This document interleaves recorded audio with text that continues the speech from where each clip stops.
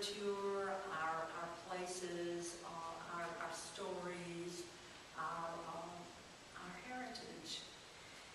I want to read a poem from my latest book titled Beginning at the Bottom. When I grew up, we just really hated the Atlanta papers because we thought they made fun of us. We were yokels, you know, we were sodbusters, and now and then we would read articles that called us that, and we just really got off of that. You know, we really, I think sometimes rural people feel endangered, and so they're ready to fight, get their pitchforks, and, you know, I'm going to stand my ground.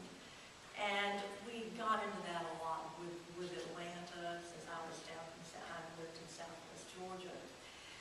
There was an article in the Atlanta Journal-Constitution back when I was growing up that called us the bottom of the backwoods. Well, yeah, but that's okay, because beginning at the bottom has its good points. It definitely is not such a bad place to begin. My small town backwater library behind the bank, across from the post office, floats to the surface of right now. Daylight drifting through window shades onto the wooden floor. Golden light, let's call it, because to say sepia places it into a scrapbook, and this story still lives inside the folds of my mind's aging labyrinth. Its infinite pages bound fast in their signatures, spines named and numbered, its nooks where I hid myself, lifting a book to my nostrils as if I could sniff out a good story, just like my grandfather's bird dogs flushed quail from the underbrush.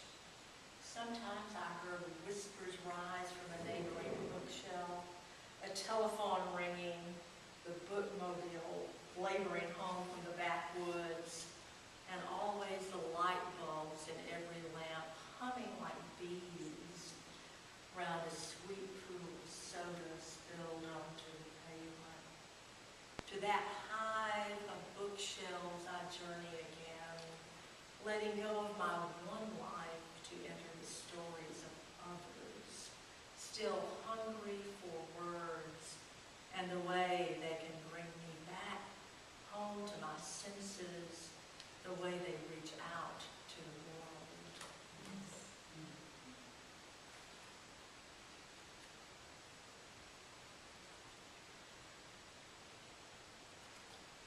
This poem began some years ago when I was commissioned to write it by Warren Wilson College for their environmental gathering, and then published in Hearthstone, their journal.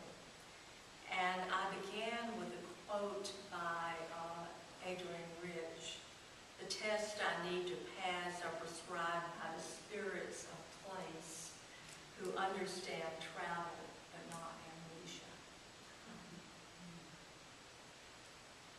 It's in 4 sections.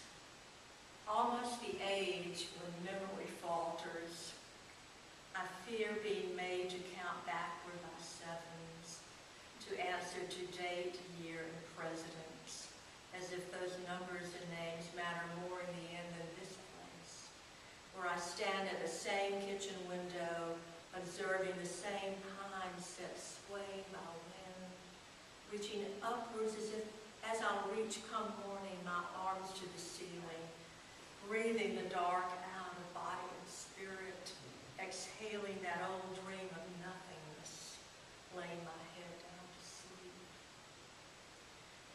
Now rocky-faced ridge catches fire in the last light, and though I can't hear it from where I stand, Cullowhee Creek tumbles into the Tuckasegee, always unscrolling beneath me the names I already know: Snowbird, Buzzard's Roost, Wayahutta, Oklahoma.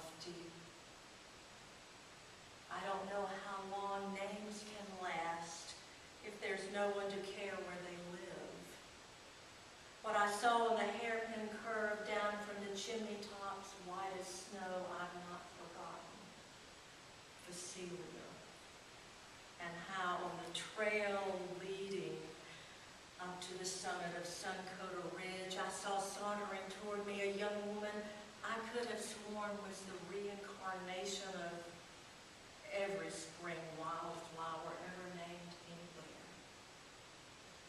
Closer she comes to me each April, as if she means more than I have a lifetime to know.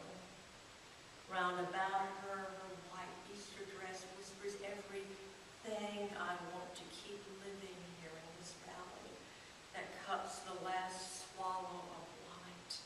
Every